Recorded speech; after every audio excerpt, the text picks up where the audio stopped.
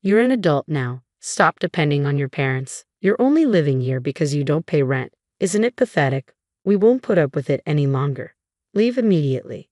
Michael's voice was icy and cutting. They label me as unemployed just because I work from home, a situation I didn't choose. They've put my mother in a nursing home, and I can't handle it anymore.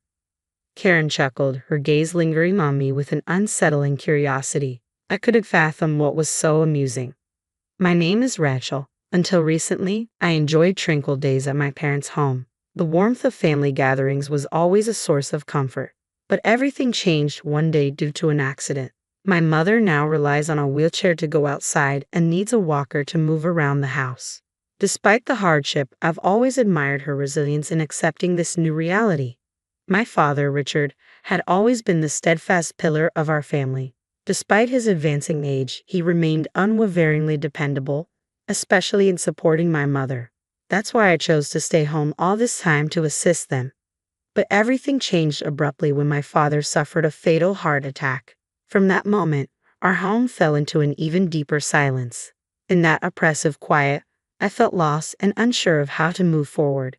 The news of his sudden death was a staggering blow to our family. My mother, Linda, was overwhelmed with grief, her sorrow evident as she wept uncontrollably until the funeral.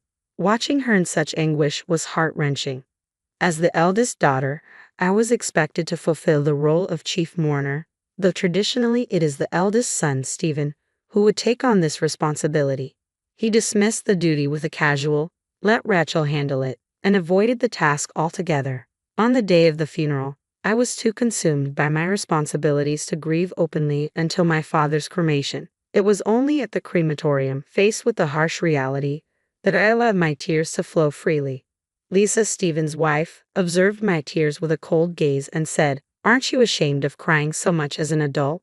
Michael echoed her sentiment, adding, "It's pitiful. I wish you'd compose yourself." Despite their harsh words, I took my mother's wheelchair and guided her to a quieter corner away from the crowd. We held hands, sharing stories of my father, his warm smile, and the cherished moments we spent together. In that intimate space, Linda and I resolved, from now on, it will be just the two of us. We'll combine our strengths and look forward together.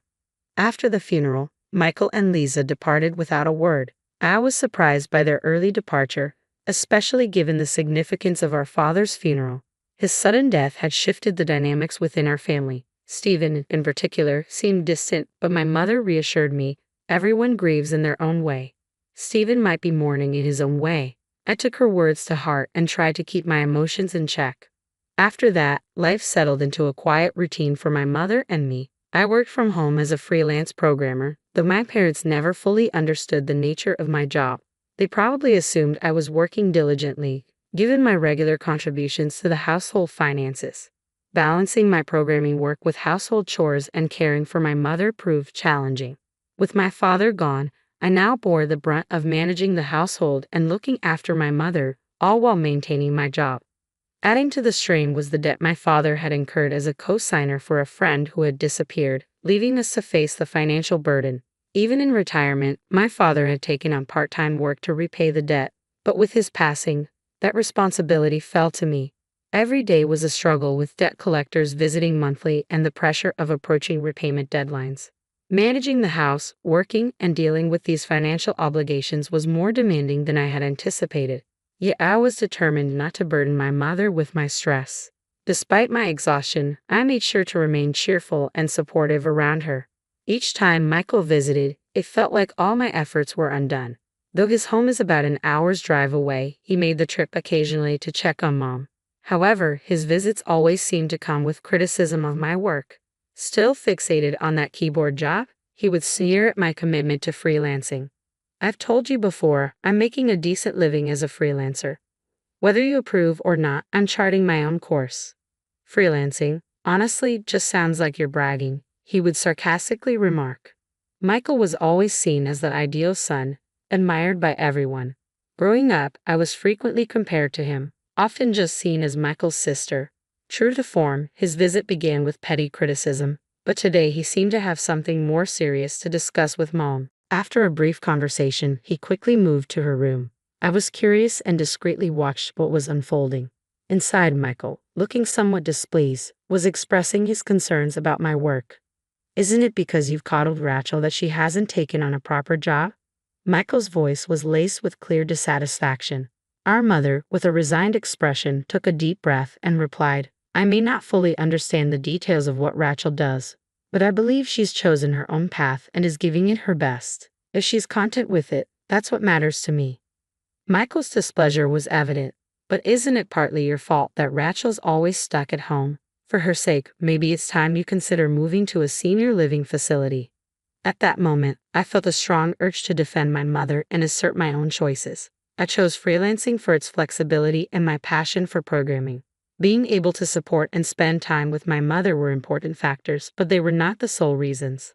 Without thinking, I opened the door and walked toward my mother, ready to confront the situation.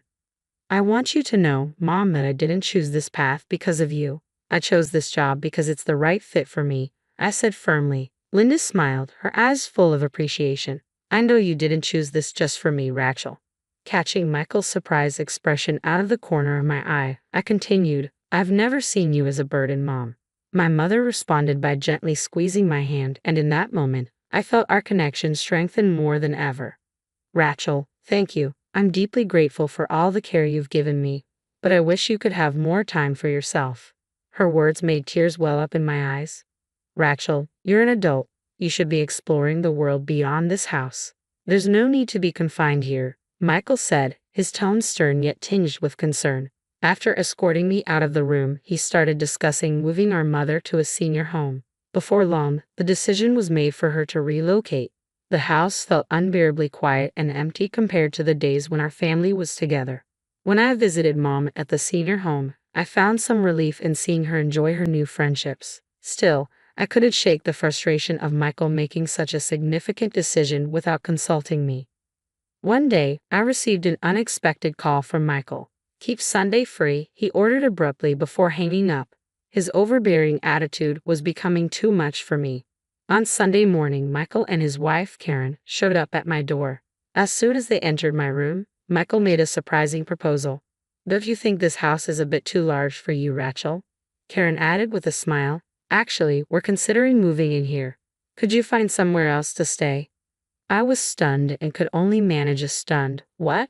Michael continued, you've been depending on our parents even as an adult. You stay here because you don't pay rent, and that's not acceptable. You need to move out. Karen stood beside him, wearing a smirk. A surge of emotions welled up inside me, but I managed to reply, fine, I'll move out. But from now on, stay out of my affairs. In response, Michael proposed, maybe it's time to sever our sibling ties. It could be a fresh start for both of us, don't you think? I nodded in agreement, saying, that sounds fine to me. Soon after, I began searching for a new place and quickly found an apartment that I liked. The move was swift since I didn't have much to pack. The new apartment was perfect for solo living, bright, well-ventilated, and very comfortable. The pressure I felt in the large house back home gradually lifted in this new setting. To my surprise, I quickly found myself enjoying this new phase of my life. Even shopping at the nearby small supermarket became a pleasure. This fresh start brought new discoveries and a sense of hope. On a sunny day about a month later, I received an unexpected call from Michael, who had previously claimed we were no longer in contact. His voice carried an edge of urgency. Rachel, is it true that Dad left behind debts? It dawned on me that I hadn't informed Michael about the debts. For me, dealing with them had become a routine part of life, and I hadn't considered it noteworthy. Why didn't you mention this earlier? The whole neighborhood is buzzing with rumors. Karen's too scared to even go outside. How have you managed to keep those intimidating debt collectors at bay? Michael asked. I replied calmly, it's straightforward. I've been making the payments every month. Really? The collectors are saying the amount is $1,000 a month. How have you been able to cover that? Well, it was tight, but my freelance work was doing well, so I managed. I worked hard to balance both the debt repayments and our household expenses, I explained. Michael, on the other hand, had a steady job at a large company but hadn't seen much career advancement or salary increase. I suspected that my income might be higher than his, and it seemed I was correct. Michael sounded desperate. Honestly, $11,000 is a bit too much for me. Can you help me out? He pleaded. I responded coolly, recalling our previous agreement. Remember, we severed our sibling ties. You'll need to discuss this with Karen and handle your own finances. Without waiting for a reply, I ended the call. Michael's calls didn't stop, and I had a sinking feeling that something significant had happened. The next morning, the doorbell rang. Peering through the peephole, I saw Michael and Karen, looking quite remorseful and holding the gift. Likely an apology. They had found my new address through Mom and had come over. I didn't open the door but spoke through the intercom. What brings you here? Tears welled up in Michael's eyes as he pleaded. I'm truly, deeply sorry. I don't have anyone else to turn to. Please help me. Karen stood beside him, her head bowed in apology. It was clear that Michael had made some poor investments and lost a substantial amount of money. Their plan had been to take over the family home, reduce living expenses, and use her father's inheritance to repay the debts. The entire scheme to move Mom to a nursing home and force me out of the house was Michael's idea.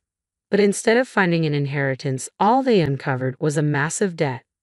I thought we'd be able to claim the house and pay off the debts with Dad's inheritance. I had no idea he left behind so much debt, he said, his voice trembling with emotion. Remember, we agreed to sever our sibling ties. We're no longer family, I said coldly, dismissing them. If you continue to bother me, I'll have to involve the police. Their devastated expressions were evident, but their problems were no longer my concern. Later, while walking near my old home, I noticed that it was up for sale.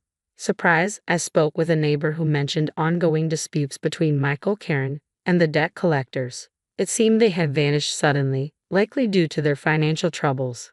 I hoped they found some measure of happiness wherever they ended up. Meanwhile, my own life was fulfilling. My work was busy and I enjoyed various delightful events, especially outings with friends from the tennis club and wonderful dates with a special someone I met there. I excitedly shared the news with Mom, saying, Mom, I've met someone. She beamed with happiness and said, as long as you're happy, I am too. Her words filled my heart with joy. I'd eagerly anticipate the future, walking alongside the person I've chosen to share my life with. The road ahead looks bright and full of promise.